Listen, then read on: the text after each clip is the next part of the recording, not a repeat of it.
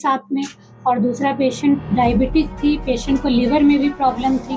तो प्रेगनेंसी के साथ इतना सारा कॉम्प्लिकेशन, तो ये अपने आप में एक बहुत चैलेंजिंग केस था।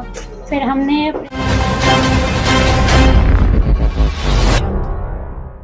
बहुत शॉर्ट नोटिस में हम लोगों ने ये प्रोग्राम रखा प्रेस कॉन्फ्रेंस का, और आप लोग पूरी तादाद में अच्छे से आए हैं। आज एक पेशेंट को हम लोग ब्रीफ करने वाले हैं जो बहुत ही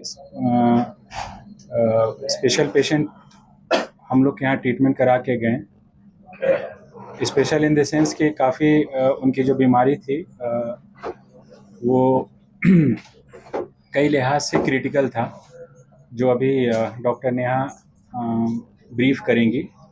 वो पेशेंट हम लोगों ने लगभग 10 दिन पहले, हफ्ता 10 दिन पहले ऑपरेट किया था, और उनकी जो समस्या थी वो थी प्रेगनेंसी की समस्या थी। और प्रेगनेंसी के साथ साथ फर्स्ट प्रेगनेंसी था, और प्रेगनेंसी के साथ साथ बहुत बड़ा ट्यूमर पेट के अंदर गर्भाशय में साथ में था, जिसकी वजह से बहुत ही कॉम्प्लिकेटेड प्रेगनेंसी उनकी डायग्नोस हुई थी।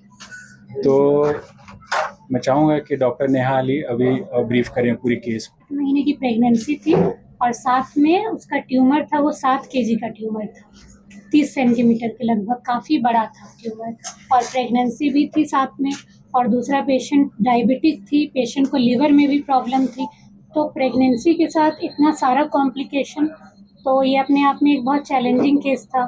फिर हमने प्रेगनेंसी को भी, फर्स्ट टाइम जब पेशेंट हमारे पास आई तो वो 6.5 महीने की प्रेग्नेंट थी।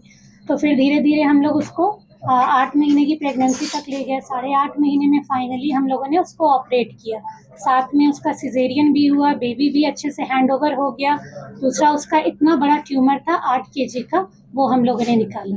तो ये अपने आप में बहुत चैलेंजिंग था, इसमें बहुत सारी डिफ़िकल्टी आती है। नहीं, ट्यूमर जो था वो 7 kg का था। बेबी जो है 8.5 महीने में हम लोगों ने सिजेरियन किया, तो बेबी का वेट अप्रॉक्स 2.5 kg हुआ। तो पेशेंट बहुत वो थी, डिस्ट्रेस में थी, क्योंकि उसको सांस लेने में प्रॉब्लम हो रहा था, बहुत सारा चीज़। दूसरा वो पेशेंट डायबिटिक थी, पेशेंट का LFT बहुत डिरेंज था, तो काफ़ी कॉम्प्लिकेटेड प्रेगनेंसी थी। एट लास्ट जब सिजेरियन हुआ तो बेबी भी अच्छे से हैंड ओवर हो गया। दूसरा, सिजेरियन के दौरान इतना बड़ा ट्यूमर निकालने में ये प्रॉब्लम आती है कि कभी कभी ब्लीडिंग के चांसेस होते हैं। तो ब्लीडिंग को कंट्रोल करते हुए पूरा ट्यूमर निकाला गया, और पेशेंट तीसरे चौथे दिन डिस्चार्ज हो गई।